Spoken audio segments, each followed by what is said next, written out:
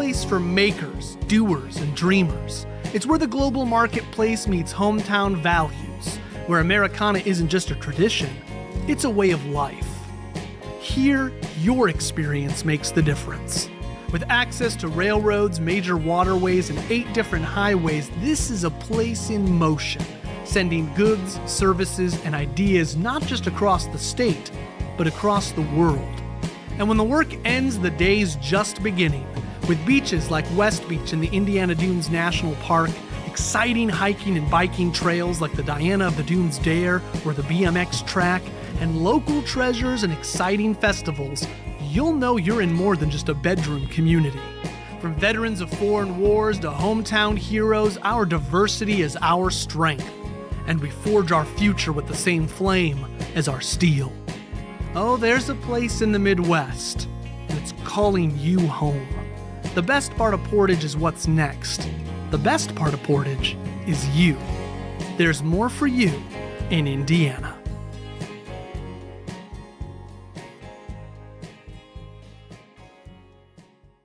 There's a place in the Midwest, 50 miles southeast of Chicago, nestled near the coast of Lake Michigan. It's a place driven by what's coming next, a place where industry is the lifeblood of its community, and its pulse is gritted with sand and steel, fire and smoke.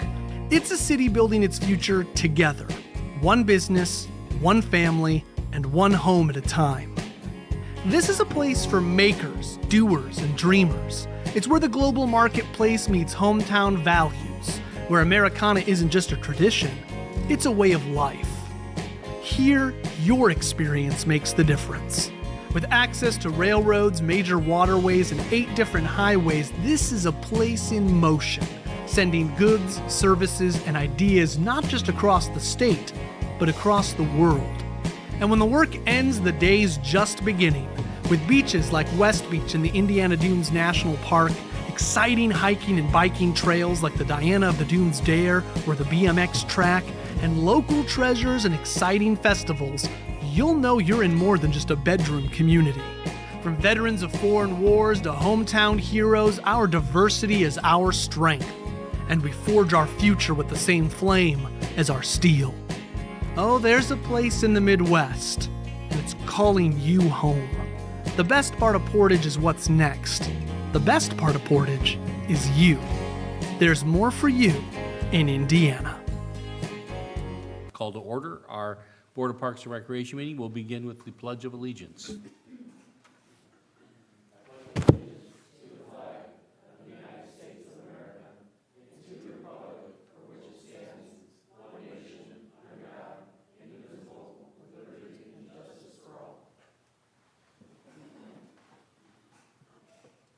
You do a roll call, please. Member Rosenbaum? Here. Member Warshus? Here. Member Miletta? Here. Member Lee? Here. Member Ekdahl? Here. Okay, first up, we've got minutes from our previous meeting on May the 27th. Entertain a motion to approve.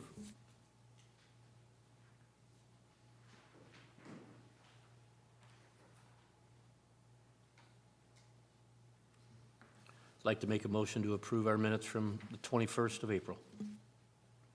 Second. Yeah, a motion and a second. Any discussion or questions? You can call roll, please. Member Rosenbaum? Yes.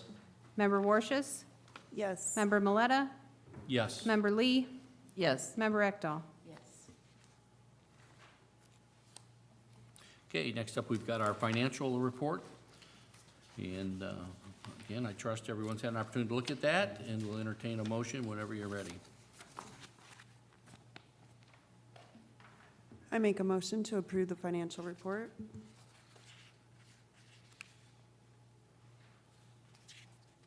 And I second. We have the motion, we have a second. Any discussion or questions on the report? Hearing none, call roll, please. Member Ekdahl? Yes. Member Lee? Yes. Member Miletta? Yes. Member Warshus? Yes. Member Rosenbaum? Yes. Okay, next we've got vouchers. We'll start with the park vouchers.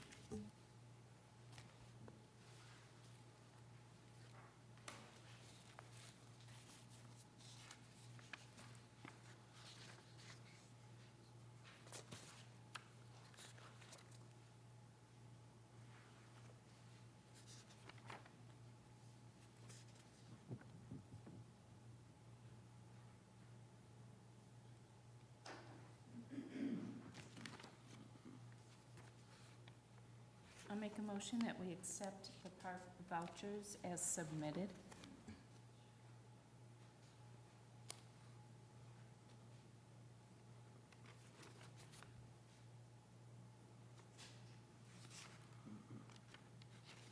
A second? We have a motion and a second. Are any questions on the vouchers? Hearing none, call roll, please. Member Maleta? Yes. Member Warshes? Yes. Member Lee? Yes. Member Rosenbaum? Yes. Member Ekdahl? Yes. Okay, now we've got the vouchers for the marina. And again, whenever you're ready, we'll entertain a motion.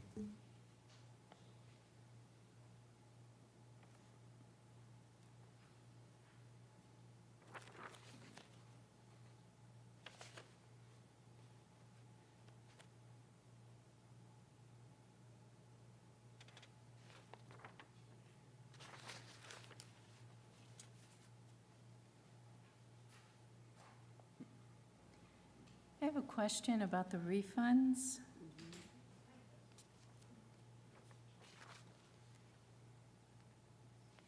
Okay.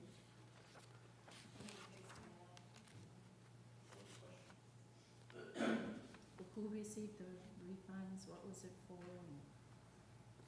That's actually an NSF check, isn't it? Mm-hmm. Yeah, that's an NSF check. That's correct. That he made good on. Yeah, it says return check. Yeah, but Bottom of the first page. Well, that's for a client that was offered, we did not have a slip for him after we moved everybody out of B and C docks. So we issued him a refund. And that should be the last one. So there was only one that was refunded? No, there was probably 5 on the last voucher list. There was probably about 5. Last meeting, we had some, yeah. Yeah, you had a couple for 200, and then there was, I think, 3 full slip refunds. All the others were relocated then? Yes, Good. everybody was relocated.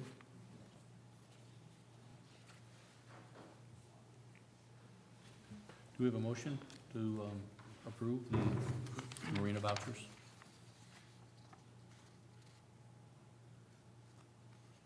Is the 31,000 the beginning of the sidewalk repair? No, the $31,000 is what we owe from our grant. It's called retainage that we have to pay Hashley Construction.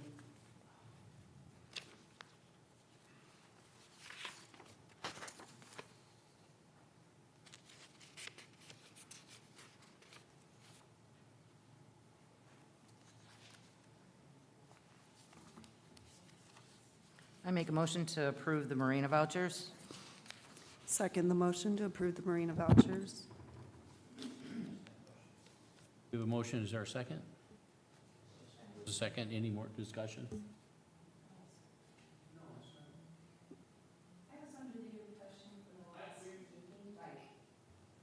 I was under the impression from the last meeting that everybody had a slip when we moved them. You said that there were enough to get everybody in. We did have enough slips, but some of the larger boats could not go into some of the smaller slips that we had. And they decided that they were not going to, they had nowhere to go. And then there was a couple people, this fellow in particular and another fella, they did not make up their minds quick enough to get a slip, because we had limited slips available on the docks that we had open slips on. How is the process going of that repair? They haven't started yet. And do we have a time frame? I would have to get with Sandy McDaniel on that. She's kind of steering that ship. I thought I had heard at City Hall earlier this week that was going to happen within the next week or two. Okay. We were going to start. Yeah. And they said it wasn't going to take really long to do either, so. Yeah. Any other questions or discussion? And call roll, please. Member Ekdahl? Yes. Member Lee? Yes. Member Maleta? Yes. Member Warshes? Yes. Member Rosenbaum? Yes. Okay, now we've got, Make a comment on the marina though? I saw the, make a comment regarding the marina. I saw the fish cleaning station, and that is actually beautiful. I was very impressed with it. It's very busy, too. Yeah. Okay, we'll move on to contracts. We've got the Register of Rental Contracts for June 2026.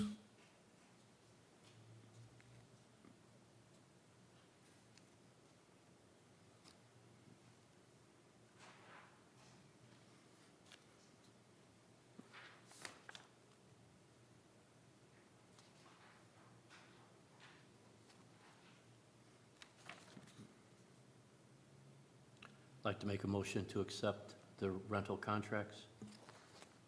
for June 26. Second. We have a motion, a second. Any discussion? And call roll, please. Member Rosenbaum? Yes. Member Warshus? Yes. Member Miletta? Yes. Member Lee? Yes. Member Ekdahl? Yes. And next, we've got the Register of Personal Service Contracts. Entertain a motion to approve. Motion to approve the personal service contracts? Second. We got the motion and second. Call roll, please. Member Lee? Yes. Member Warshus? Yes. Member Rosenbaum? Yes. Member Ekdahl? Yes. Member Miletta? Yes. Okay, I don't see any new business on the agenda. Park bond, any updates on the park bond, Barb? No, I was told to not touch the bond money. It's for Yeah, it's so for I a did, baseball park. I'll let the board know, I put a request in to the clerk treasurer's office to give us a breakdown of the bond on what was spent so far, what's left, what's money earmarked for, so we can just make sure it's not being just used as a slush fund, or we kind of lose control over where we're at. So I know Tammy just sent that to me. I hadn't had a chance to look at it. I will pass that on to the rest of the board, so you have a chance to look at it, just so. I thought it would be important that maybe we have that monthly update of where we are with that, so the board's always aware of what funds are left in that bond. Just to add a little bit more to park bond funds, I've had a couple legal questions about proper spending out of the park fund that I've issued a couple just, on the spot, quick reviews. So it is something that we're watching closely. I'm helping out, because there are certain things that you're not supposed to use, park bond money for. And so I've been very pleased that people are asking the right questions, and I'm able to provide that advice. And I've been working very closely with the clerk treasurer's office to get those answers out to folks. So not only is it something that's, like we're all monitoring, but there's actually some good discussion and questions being asked. So I just wanted to pass that on to the park board that, I'm in the middle of some of the spending and the tracking of park bond also, so. Great, thank you. And there have been some things that have came up, like some playground equipment and different things and stuff that, required kind of, I wouldn't say emergency use, but we're going to try to make sure that we're managing it more than that this board has the opportunity to approve majority of those expenses, especially any of the larger ones for sure. Okay, fees and charges, I don't see anything on the agenda for that. No unfinished business, committee reports. Plan Commission update? Okay, so I sent the link that did not open, so I will resend it. I'm sorry.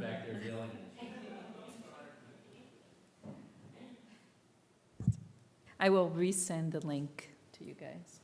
It was a 15-minute meeting, so you didn't miss much. Great, thank you. Okay, department staff remarks. Barb? We have a lady, Victoria Bain, that's requesting a refund for an event that she had at Woodland Park in Sycamore Hall back in April. She was extremely dissatisfied with the alcohol that she received. She ordered top shelf alcohol and received it, but we ran out of it. And then we also ran out of beer. So by the time one of the bartenders brought the keg back upstairs from Oakwood. There was a little bit of a time lapse. She was just very dissatisfied with the way things went down, and she's asking for a refund of $1,000. So, again, understanding what happened and looking at it, and I believe our top bar package is $16, the top shelf package, a person. I think it's 25, isn't it? It's either 22 or 25, Stacy, for the package, but it's not really top shelf. Absolute is not top shelf vodka. Right. But but we're listing and selling it as a top shelf for how much per person? 20? And she had 120 people there? So she's getting about a 50%. I'm in favor of giving her the discount. I guess my question is, before we make the motion and approve it, a couple of things. On events, people who rent our facilities, and like that one's 120 people, who determines how many bartenders we have? Because I know that was a complaint too, right? There was a long line because we didn't have enough bartenders. Yeah, there was. Who checks, makes sure that the alcohol is available that people have ordered, make sure that the beer kegs? I mean, have we done, this happened in April, have we made any Yes. efforts since then to make sure that this never happens again? Yes, we have, sir. The fellow that did it before has actually retired from that position, and I brought his protege up. She's been with us for, I think, about 15 or 16 years. Her name is Jennifer Harris, and she's entirely capable. She's been doing the ordering now for probably about the last month for events, for Market Day, for, anything that we have going on, and she's done a really great job. So I have 100% faith in her to do the right thing. She's very sharp. So I guess and that's good, because that's my concern is I don't mind paying this refund because I'd be upset if it was my event and that all had happened. I just want to make sure that this doesn't happen again. So I guess my question is, who decides how many bartenders we have? Is there like for every 50 people, it's one bartender or it's another bartender? I mean, I've been in that business. I spent 30 years in that business. I kind of understand it, and I know when you have 120 people, one or two bartenders isn't enough to handle a crowd That would like be Jennifer's responsibility to bring in the bartenders that she needs, and she's recently brought 2 more people on that I plan on hiring because we have an event coming up this weekend where she requires 2 bartenders. So she's. I think there needs to be a standard, though. I think we Yeah. need, when people rent it, I think we should say for every so many people, we should have a bartender. If it's 50 people, it's one. If it's 75 people or 50 more, then every 50, maybe it should be another. Yeah, it's a great point. So, I mean, just looking at our, bar services contract that people enter into, the requirement is if you have 100 or more adult guests, 1 bartender and 1 security officer are included in your package.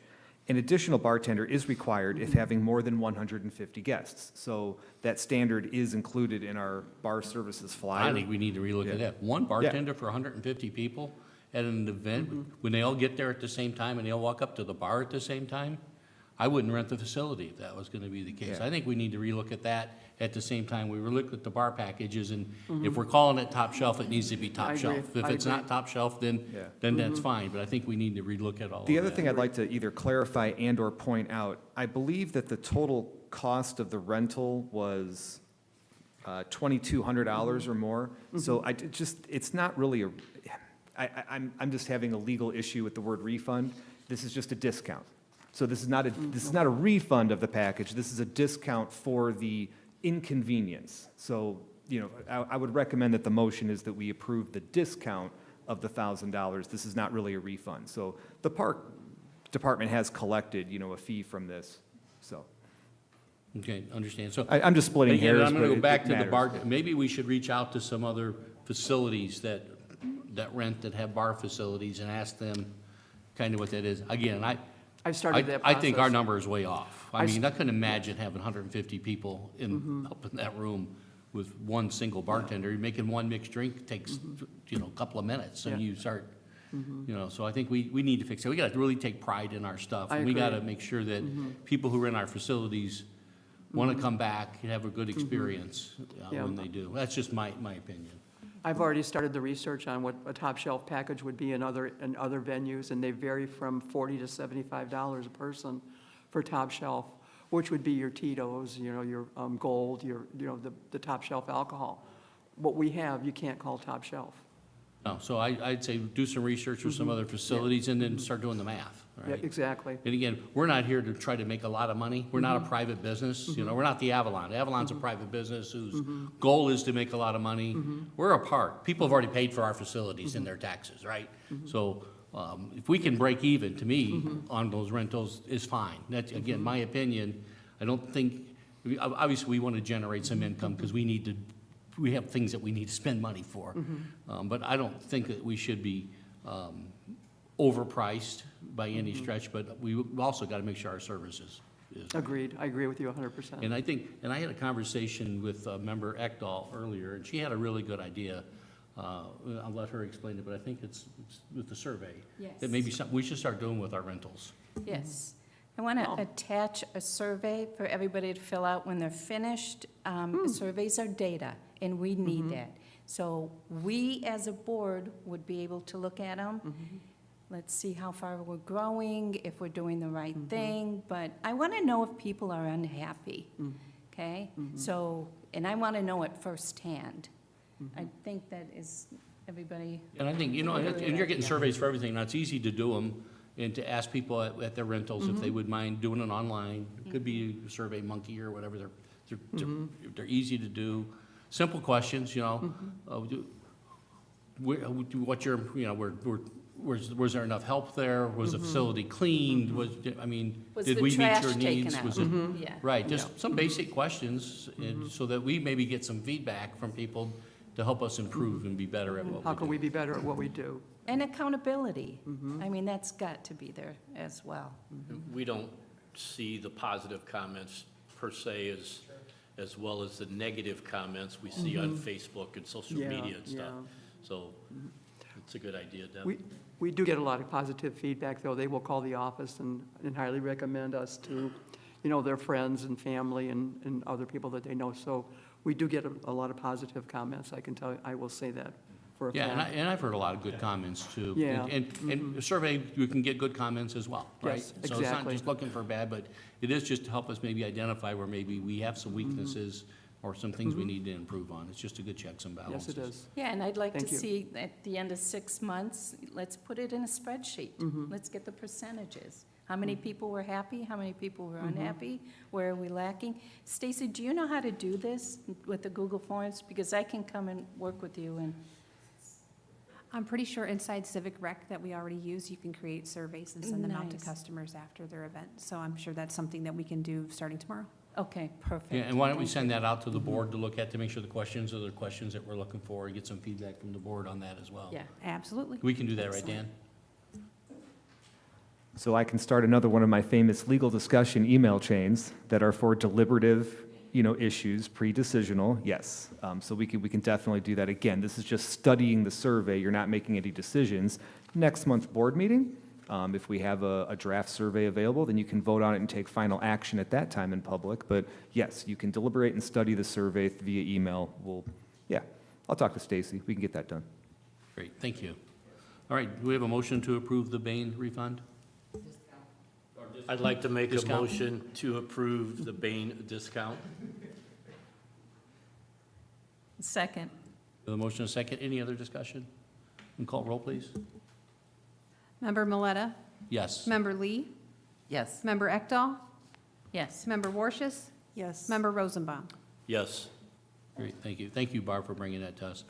You're very Also, welcome. any other updates? Yeah, I've got a for us? couple, I've got a couple comments that I can make here. Positive notes. May 30th, we had a volunteer cleanup at Wolf Park from 9 o'clock in the morning till 11 a.m. We had a group of precision strip employees and family members. They pulled weeds, they picked up sticks, and they filled the park truck with debris. And we collected a giant pile of branches from Wolf Park for the street department to pick up. So this is our third group of park volunteers that we've had so far this year, and I'm really happy with that. I get a chance to meet everybody, and it's just kind of a fun experience to meet the families and the kids. But we had our first, our market day, June 5th. We had great attendance at this event, and all the spaces were occupied by food trucks or a vendor. June 10th, I met with Karen Nauman. She's the Girl Scout troop leader in Portage. And what the girls are doing this summer is they are assembling a donor box for pet food donations. They're building the box themselves, and once it's complete, they're gonna fill it with like doggy treats and dog food, like 5-pound bags. And then we're gonna have a little ceremony and thank them whenever they get done with it, and we will install it. We're gonna install the box probably near the dog park entrance fence so that people don't, have to go into the dog park to get the treats. But I was, really happy that they came to us with that idea. I think it's really nice that we're looking out for the animals too. So on June 12th, we had our second market day. Even with the weather and the loss of power and the rain to many residents, there was a huge turnout at Founders Square for this event. I mean, it was really, I think people were just happy to get out of their houses. I really do. I mean, it's just, they were happy. Especially some of us who didn't have power. It was Yeah, good the to no go somewhere power, else. yeah, and they could get food and whatnot, so it was really, really successful. And one of the more recent things that's happening on the Prairie Duneland Trail is it's being treated for poison hemlock. That's all along the Prairie Duneland Trail, pretty much almost along the entire course of it. And because the trail has not been maintained, when it first was built, the cutback was about 15 to 20 feet. Well, now it's all grown in and it's right against the road, so you've got that poison hemlock right where people ride bikes and kids, they think that they're flowers, and it looks like a certain flower, Queen Anne's lace. Yeah, it's very similar to that, and kids don't know that. So Simmons has been out there doing their due diligence with poison and also uprooting everything. So once that's done, we're going to have to get out on the trail and probably do a massive tree cleanup, because with all these storms that are coming through, there's just so many trees that we have to, relocate, cut up, take off the trail. That's becoming a huge problem. How So- long do you anticipate for that to take? Because I noticed that the barriers that were up at that airport trailhead have been knocked down. We keep putting them up, people And keep knocking people them keep down. knocking Yeah, them they just down. keep taking them down, yeah, it's, we've been out there, I can't tell you how many times to put them back up. I bet. But it's supposed to be done in the next day or so. This trail should be open, hopefully by this weekend. We just don't want to have anybody near the, near the, what's left there, because it's really a noxious weed. So the maintenance has been busy with mowing, weed whacking, blowing, weeding, trimming, and also cutting a lot of wood from all the down trees throughout all of our parks. As far as events go, June is a busy month, as is July and August for weddings, graduations, quinceañeras, and pretty much everything is rented, long-term rental. The shelters are all rented. And I have another meeting tomorrow. I have a meeting actually June 24th with the tunnel painting people. I was waiting. I know, I saved it for last, Steve, I'm sorry. We haven't done that because we have another meeting with them. But this is the do or die meeting. If they don't come through with some kind of a, concrete plan, I know they really want to do it, but it's just getting all these people, and all these meetings that I've had with the tunnel people, there's been probably 15, 20 people. There's some more colorful things put Yeah, on there as of last week. I know, very colorful. And from what I hear about these people that do this graffiti, the graffiti it's like their artwork, so the people are going to leave that alone. They're not going to go and, desecrate it or anything. They're going to leave that alone because they consider that artwork. I guess we'll just have to wait and see how that goes. But that meeting is June 24th at 5:30 PM at City Hall, so hopefully I'll have some definite answers by then. Yeah, please do. June 24th, 5:30 PM. And actually, Board, that's all that I have right now. Great, thank you. Anybody have any questions for Barb before I we have a open it up for question. public comment? Yes, go ahead. Regarding the storms and a shelter, I would like just, especially since it's being publicized right now, Woodland Park is a shelter that we can use for Yes. this upcoming storm. As a matter of fact, it's on Facebook, and WGN was at Woodland Park about an hour and a half ago, and I showed them, the corridors that we have, the inside rooms that are basically all concrete block or, pretty well reinforced, the hallway, so we've got plenty of room for people in there if they decide that they want to come. And tomorrow I've got staff on hand until 11 o'clock at night. So hopefully, and I can have staff there even longer if we need to be Good, there. that was a good question. Yeah. Is our And generator also- working there? Yes, it is. We lost power, and then the generator popped on right away, and when power came back a couple of days ago, the generator shut off immediately, so that works really well, yeah. I would like to add to that also, because I was in conversation with both the mayor and the CEO for the hospital, for Portage's Hospital. That will also be a shelter too, if needed, just to help ease a little with things. Yeah. Just as a side note, while Barb was getting all of these things prepared, I was talking with our IT department. I just want to let the board know that they have already set up and went live. Let me repeat this. They have literally created an entire web page on our website in one morning and part of an afternoon, and it's starting to gather all of the different department literature about storm preparedness, emergency operations, and things like that. So very shortly, probably throughout the evening, you're going to start seeing some of the city officials posting to their social media accounts that you can now start going to the city's own weather preparedness and emergency operations landing page in our public safety corner of our website, and that way everything is going to start being posted to one spot. So you can find out which shelters are open, what type of services are available for clothing and food after an emergency, because so many people needed these things. We're creating a one-stop shop.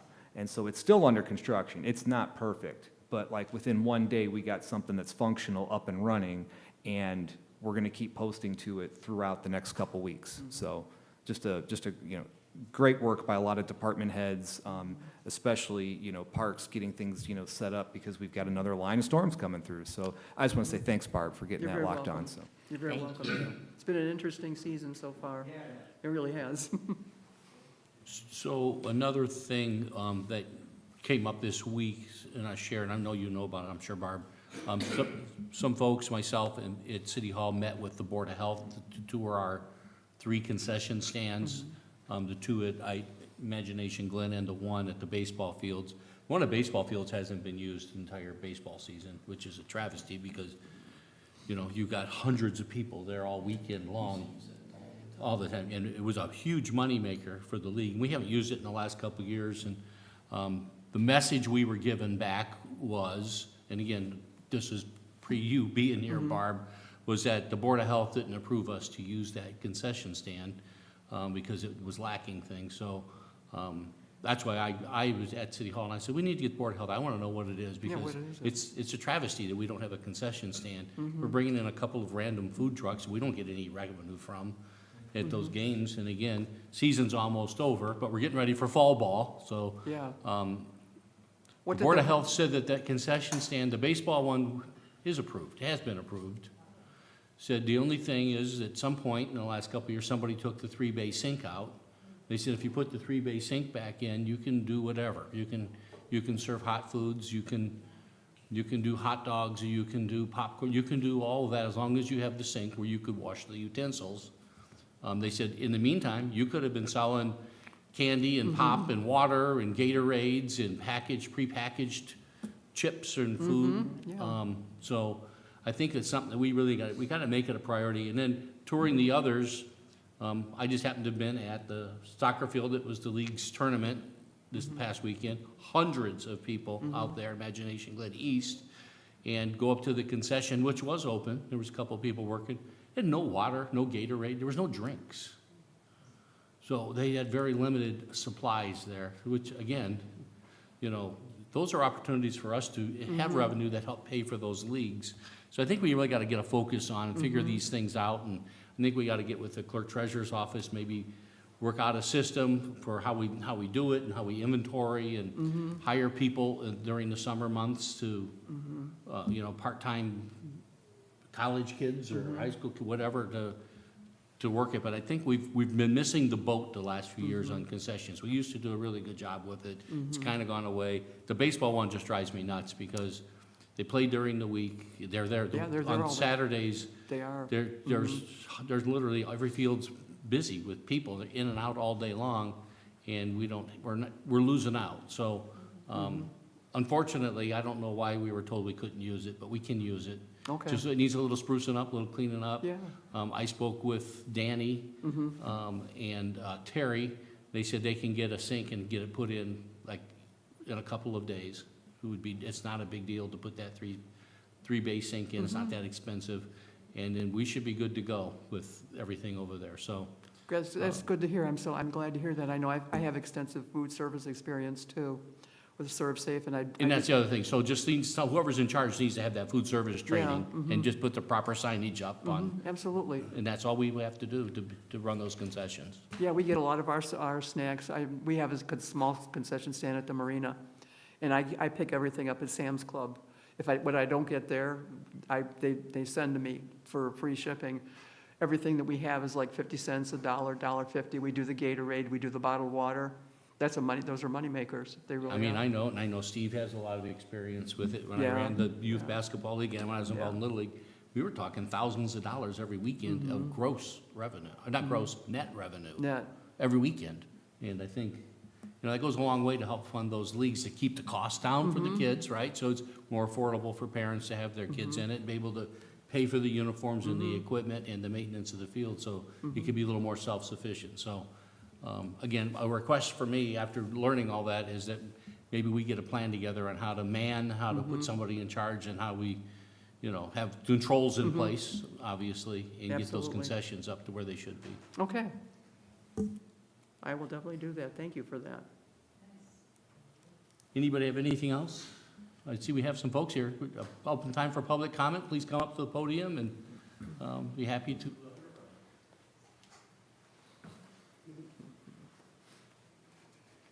Good evening. My name's Emily Abouatier, and I am the parent of a child who has been enrolled in the Division C U8 Portage Park Soccer League, both for the spring and for the fall and for years past prior to that. I'm unfortunately here to lodge a formal complaint this evening with the Parks Department about an incident that occurred this past weekend during the soccer tourney that was happening that Member Miletta attended. I don't know what time you attended, but during the... 1 o'clock. 1 o'clock. Oh, then you missed it, sir. During the match on Saturday, so this was a group of 7- and 8-year-olds, Division C.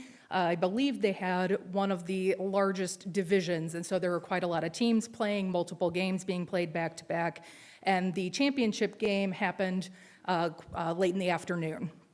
During that match on Saturday the 13th, Coach Zachary Sakach's team was playing my son's team with Coach Brandon Ward, who is here tonight, but I do not speak on his behalf. I'm just simply here as a parent expressing my dissatisfaction with what happened on Saturday. My son's played multiple seasons under Coach Ward, has had nothing but a positive experience with him, and he is a valued asset, and I'm really hoping he'll continue. The situation I'm here to speak about tonight involves primarily Ryan Wilson, who was I understand now, former director of the soccer league for the Portage Parks Department, an individual named Tony Wester, who has a relationship with the Portage Soccer Club and was wearing a T-shirt that also said PSC, had the PSC logo on it. And sorry, I just lost my place.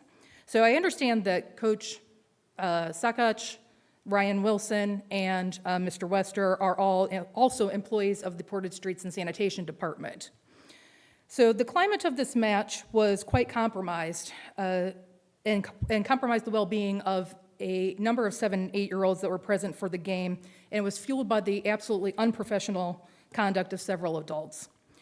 To provide context, the following adults were on the player sidelines. Coach Ward for his team, and he was the only one for his team. On the opposing team, Coach Sakach was there, his team's assistant coach, Tony Wester, and on the sidelines as well, in between the benches, was Director Ryan Wilson. I understand that during the match, our players heard very disparaging comments coming from the other adults on the sidelines toward Coach Ward. Multiple players reported it to their parents and kept discussion off the field. However, post-game, this is when we heard of these comments being spoken out loud in the earshot of our 7- and 8-year-old players. I understand that one of the coaches from Coach Sakach's team apologized to Coach Ward afterward. Coach can speak to that himself should he care to, but the hostile environment had already been created. Mr. Wester spent the duration of the game instigating conflict and making derogatory comments from behind Coach Sakach's bench toward Coach Ward, To my knowledge, he is not a coach with the Portage Parks Department. And Ryan Wilson, director, initially asked Wester to leave and pushed him toward one of the end goals to move him from the players' bench area, but ultimately permitted him to return to that same location where Wester continued provoking Coach Ward. By allowing Wester to return, Wilson failed to maintain a safe boundary for our players and for our coach, and permitting an unauthorized individual who does not have a coaching relationship with either of those teams to be on the sidelines during that time and to be saying the derogatory things he was saying about our coach was absolutely a violation of standard sideline boundaries and invited unnecessary conflict into the children's competitive environment. Following a comment made on the field in a separate situation, the league's director, Ryan Wilson, escalated the situation entirely by physically charging at one of our 8-year-old players on the team. By physically charging, I mean taking his body, this will be difficult to do with the microphone, and stepping toward him onto the field and coming at him and shouting directly in his face. I am unaware of whatever comment our player made, probably about a particular call that was made by the referee. At the time when this happened, Mr. Wilson had several immediate alternatives that he could have used instead of physically charging at an 8-year-old, shouting in his face. He could have removed the player from the game as director. He could have asked the referee to remove the child from the game, or he could have spoken with the child's parents. Instead, he did not. He chose to intimidate one of our 8-year-old children. This is absolutely an egregious breach of conduct and completely unacceptable. I understand that Ryan Wilson has decided to leave his position as director of the Portage Park Soccer League. However, I am expecting that the board will ensure that the future league director is properly trained in how to manage the situations that occur on the field, who are properly vetted, they are properly equipped to manage youth sports professionally. I have been a parent of a child who has participated in soccer leagues for probably almost the last 8 years consecutively, except for maybe a season or two when COVID was active. However, I've never had an issue, and I've never seen Mr. Wilson act in that way prior to that situation, but this absolutely does not excuse his behavior. I'm asking the board to review these situations and advise on the steps that will be taken to ensure that our children have a safe environment going forward. I want to be clear, I am not here to ask that someone be fired from their jobs. I am simply asking for this situation to be addressed so that it never happens again, and so that we do not continue to have people who are also associated with the municipal district of Portage to promote or portray this kind of behavior as acceptable as employees of the city. Thank you. Thank you. So I guess I just have a couple of questions, and then Barb, I'm let you take it from there, look into this incident. And so this gentleman, Ryan Wilson, he's the director of the, Yes, that's correct. and he's not coming back, so? No, he's not, he's been the So director. the season's over with and he's gone now? He's been director for 5 years, and he decided that this was his last term, that he was going to turn in Okay. his resignation after So this. reprimanding him is not going to do any good, because he's not coming back, Oh, yeah, right? that's correct. So I think we probably need to, certainly, on our next hire, for sure, talk about sportsmanship and conduct and expectations of that position. I think we should probably, I don't know if do we have anything in writing of our expectations of that position? You know what, I'm not sure that we have a job description for what we expect of these coaches. We don't? Okay, well, then we need a job So description. maybe we should do that, and I'll throw it out there. Would someone like on the board like to be a little bit of a liaison on those, maybe on these lead directors on, when we hire them and working with them to make sure that, they're representing the parks the right way, and, these are 7 and 8-year-olds, which is really insane. So I would hope that whoever we have running our league would take that into consideration on their behavior and behavior of others. So I don't know if anyone would like to volunteer to be part of that, but I don't think it would be hard to do, but it just helped maybe put together that job description. I would love to do it.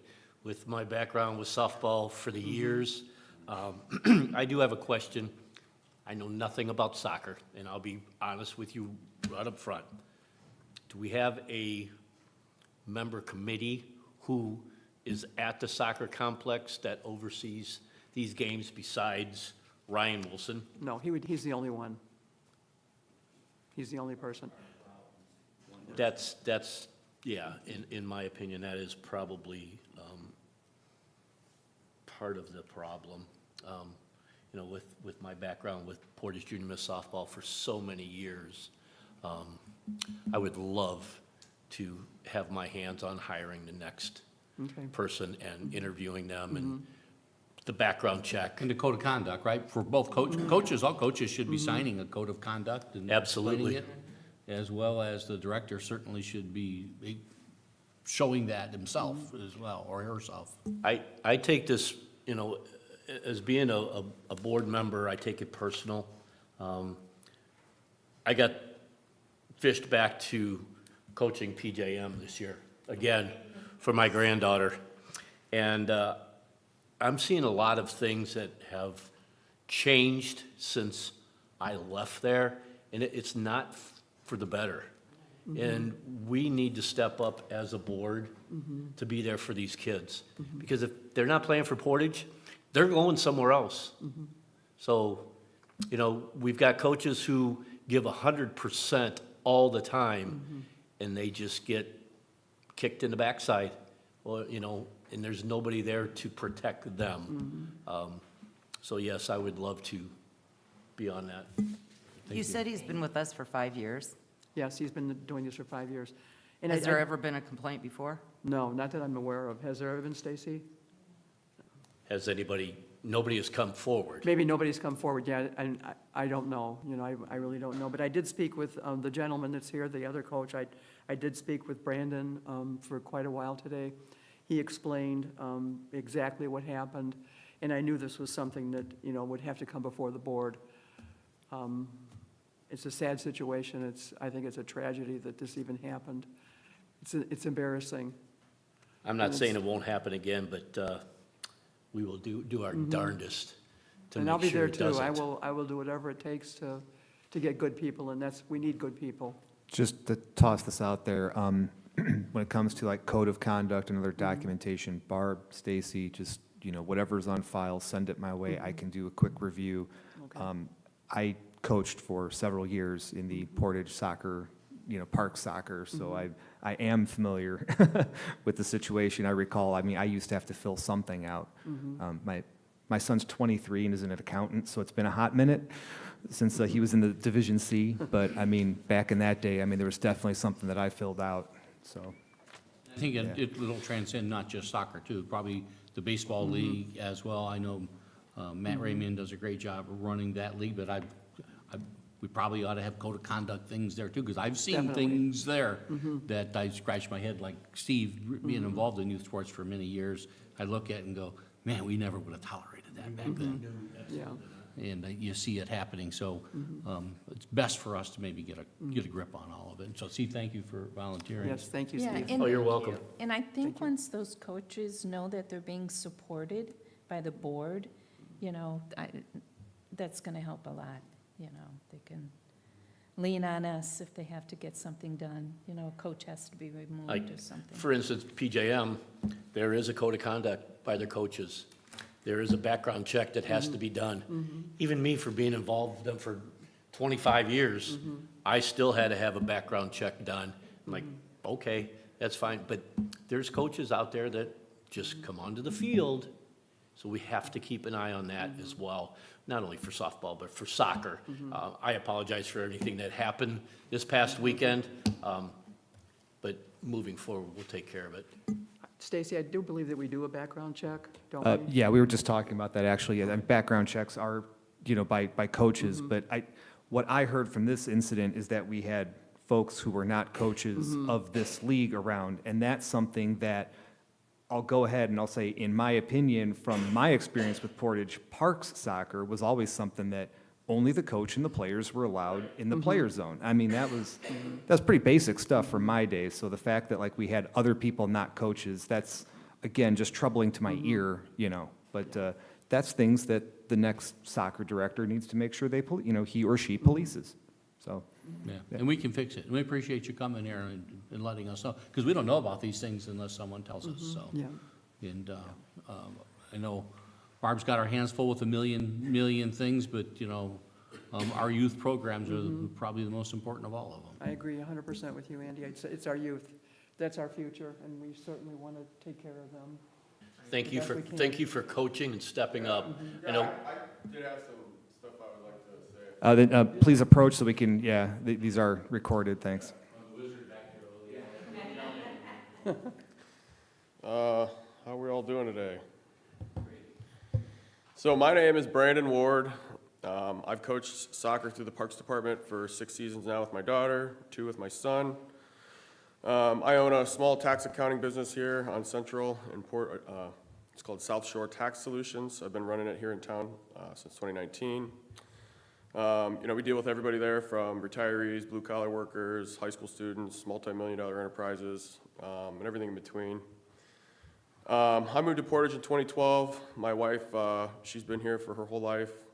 Her mother's been a legal secretary at a couple different offices here in town.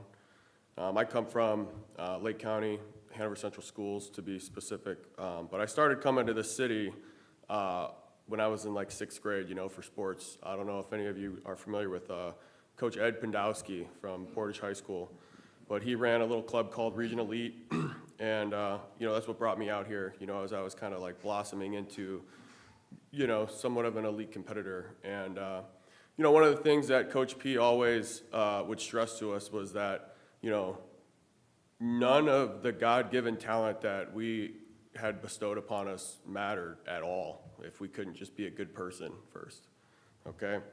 So that being said, I've never played soccer competitively in my life. I've only coached through the Parks Department, my kids' teams to be specific. But I'll say, for what I lack in experience, I definitely make up for in willingness and dedication to listen, learn, and just spend the time that is necessary to learn the sport and how to coach the kids, A lot of the skills that I got from coaches growing up, just, how to be a good person and how to be a good coach, all that stuff transfers, As an adult, I strive to do, I strive to be the change that I want to see in the world, right? The first coach my daughter had, I wasn't impressed with, so I just stepped up and did it. Me and my family, we see, sometimes things, garbage, things like that piling up at the parks. I got grabbers and garbage bags in my car, We try to make fun out of picking up garbage and just trying to do a little bit to take care of where we are and where we play before we do it. And, but I'm here today, just as you know, we've got this little incident that took place. And, I'm very confident in saying, like, I do believe that none of this disastrous stuff with, like, Ryan would have ever happened if it wasn't for, like, this specific individual, Tony Wester, okay? Apparently, this guy maybe has some position on the Portage Soccer Club, okay? And it sounds like, my wife told, I'm coaching the game, right? I just want to coach these kids through this game, get them through it. I hear all these things coming over, and I'm just trying to get through the game, right? It's a tense one. I want, these kids work hard, and they want to win this game. And, Ryan Wilson did make an effort to try to get this individual out of there, okay? But, if it's just him, you can forcibly pick somebody up and move them, but if there's nothing to physically prevent them from coming back, how many times can you do that before, and I think all of that, this individual is what elevate, he's got Ryan off kilter, you know what I'm saying? Ryan's not thinking straight because he's got this big thing going on, okay? Ryan, I've been coaching at the Parks Department ever since Ryan's been doing it, and, I'm not pleased about what happened with, our player. But I've never seen anything like that from Ryan, okay? Like, it's unacceptable I'm sure he behavior was for probably, sure. got just really frustrated. Yeah, and he's, you know, I think what's going on here is you've got this individual that's like in his ear, egging him on, trying to tell him how to manipulate the game, really is what it is, okay? Yes, this individual, Tony Wester, he's heckling me, he's berating me, he's instigating, trying to basically get me to be physical with him, okay? I don't believe he's a coach for the Parks Department. He's a parent. And, you know, all I could tell him is, you know, at one point he's like, what are you gonna do? What are you, and I'm like, nothing, you know, I'm like being more civil than you. And, you know, I personally, I wish the thought would have come to my mind to call the police in that moment, okay? Because he's accosting me, okay? And he's saying things about these 7 and 8-year-old kids that they can hear. And I didn't even realize that in the moment.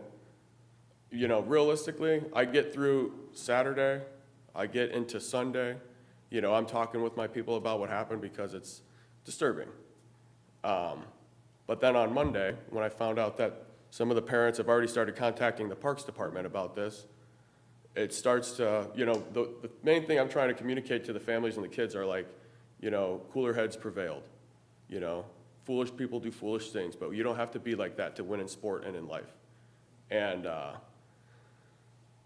I didn't realize just how disturbing this actually was to some of these kids, you know. So really, I would just like to ask that maybe we look into this and as it pertains to this specific individual, Tony Wester, and, you know, maybe he just doesn't belong around this sport, okay? So he's just a parent now, is that correct? My understanding is a parent of a player on that team, but apparently maybe Ryan indicated to me that he has a board position with Portage Soccer Club, okay? So maybe you're aware, maybe you're not, but Portage Soccer Club has an exclusive use agreement with the Parks Department. But for they're ran Machination Glen. independently of the park. Yeah. Correct. Yeah, those are two Correct. separate, yeah, there's Portage Parks Soccer, and that was the tournament, but then there's the Portage Soccer Club that shares some space out there and has And they certain rent it. fields, and they rent it. From us, so we don't have control So over that it. individual is suggesting to me, after I asked Ryan to make this individual vacate the space, and he tried, and he's indicating to me that because I'm on the board at Portage Soccer Club, because of this T-shirt that he's wearing, that he can be there. He can be in that space. Now, one other thing I'll mention. And okay? again, if Ryan, again, it probably comes down to, you probably need more help than one person there, right? I mean, you imagine trying to run junior miss by yourself without support when you got someone yelling at an umpire, or I've had Portage Police on speed dial hundreds of times. they were at Portage Youth Basketball frequently too. Yeah. So, you know, it's that, you know, it's you know, ultimately here, you know, the way that I feel about this is that, you know, I'm trying very hard. You know, somebody mentions you, sir, Rosenbaum, Mr. Rosenbaum, mentioned something about coming back to the sport and seeing kids being different, or the sport being different, okay? One of the conversations I've had to have, I don't know, 30 times this season with players is, we have to show respect to each other, okay? You know, especially our teammates. You know, everybody for sure, but especially our teammates. You know, if I can't be a good person or a kind person, nobody's gonna wanna hire you. You know, you're never gonna be able to start a business because nobody's gonna wanna patronize your service, you know? These are the things that I'm trying to address to these kids every day. And then an individual can behave like that. We can't go backward, and the season's over, so Sure. there's nothing we can do with Sure. that gentleman now to say, hey, you can't be on the sideline, because there is no sideline now. All we can do is make sure that we get a good director in there next year, we get processes and procedures in place to handle incidents like that, to make sure that they don't get out of hand. So I think that's really all we can promise you. We appreciate your volunteering and your time and your effort. I wish we had 100 of you. in our programs that had that attitude. But we'll get better.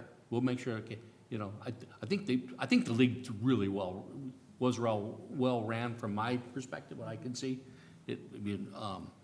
But you're gonna get incidents, and we gotta make sure that we have people of authority who can take care of those incidents, and, you know, and if we have to bring the police in to help, then we have to do that. And, Yeah, I and wish he would also- have done that in that case. Yeah, I mean, the Portage Soccer Club, again, I'm just talking from experience, I mean, that has no bearing on what the Park League soccer does. So one of the things, again, when I do my legal review of some of these different code of conduct stuff, I mean, it's only coaches on the coach's line. And I think that's you know, something, that's- as that- Portage that- Soccer that Club comes helps. in every year to renew their rental, I think it's something we could reiterate to them. Yeah, is so that their when- coaches don't really have authority Right. over our league. When or when in they our come league. back, just, you know, whoever's around to take that, give me a heads up, like, if you see it. I'd be very happy to have a chat. Because they have no legal standing to Thank be you. there. Thank you. Thank you very much. May I ask a follow-up question? Sure. I'm assuming I need to be up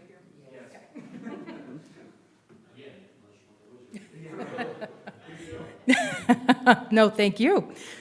So my follow-up question is actually similar to what was being discussed with the marina. Is there a particular population, when there is a population expected at a Parks Department tourney, such, you know, I'm not talking typical Saturdays, even though there are some, you know, hot games and hot heads, but I'm thinking of a tournament situation where it's expected to be a larger turnout of a crowd.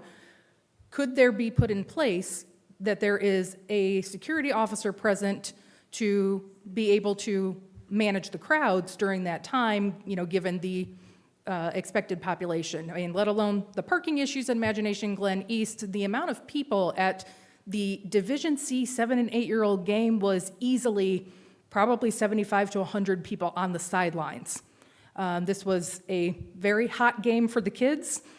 Our particular team had been playing for the last 3 seasons, and they came in second place, and they were wanting that championship trophy, which meant a lot to them. So, you know, they had family coming out. There were a lot of people on the sidelines, so much so that they were curving around the side toward the goalposts. And so, you know, people had to be moved back, even though the population wasn't entirely moved as they should have been. You know, when you've got a crowd that large, it seems that if there's an expected population, that there should be additional security available, because I don't think a single league director then even would be in a position to manage that large of a crowd. No, I think that's a good suggestion. Certainly the tournaments, right? And I don't think regular seasons, but the tournaments, I mean, I can tell you, my grandson, there was 8 of us there for him, for his game, right? So there was a lot of people show up for the tournaments. That, again, something we should look at, Steve, as you're getting involved with it too. You know, I know everything comes down to dollars, right? Everything costs a little bit more. But I think, you know, you got a one-day tournament. I think we need to make sure it's ran properly, and we've got enough people of authority there to make sure it runs smoothly. If we run on that concession stand, we'll make enough money to pay for them. Anybody else, anything? If not, anything else from the board? If not, I'll entertain a motion to adjourn. I'd like to make a motion to adjourn. Second the motion to adjourn. We have a motion and a second, and call roll, please. Member Miletta? Yes. Member Lee? Yes. Member Ekdahl? Yes. Member Rosenbaum? Yes. Member Warshes? Yes.